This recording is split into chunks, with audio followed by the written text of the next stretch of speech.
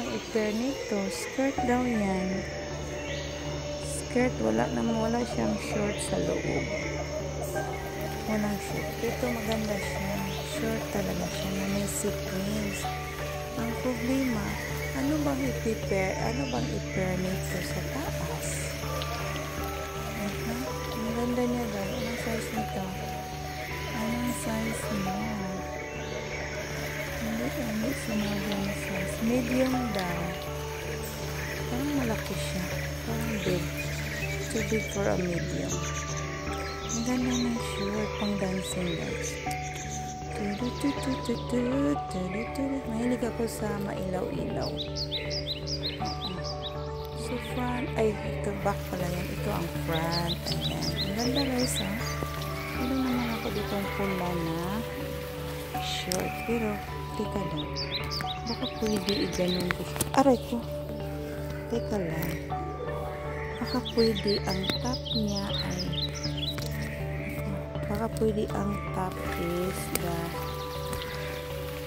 baka pwede i-ganon siya guys eh.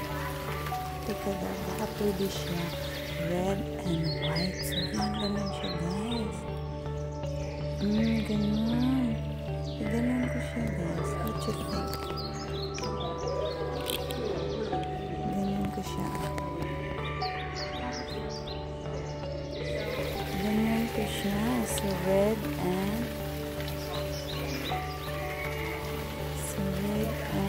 something.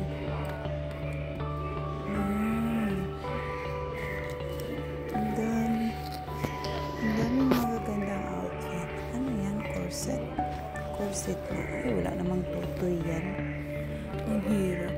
Ang hirap. Tingnan nyo lang. Ang dami-dami guys.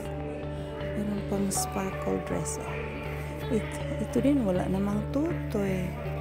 Wala namang tutoy. Ang hirap naman yan. Walang laman. Naku, bakit nagbenta sila nito nang walang mga laman guys? Ang hirap pag walang laman. Ano? Ang hirap talaga. Kagaya sa akin, walang laman yung dughan ko guys. Ang hirap. Hindi ito maganda guys. Kasi nag-slide ito eh. Nag-slide off lang siya. Ayoko magsuot ng ganyan. Well, nakasuot ako ng outfit ko. Ang dami kong gastos ngayon guys. Kung alam nila.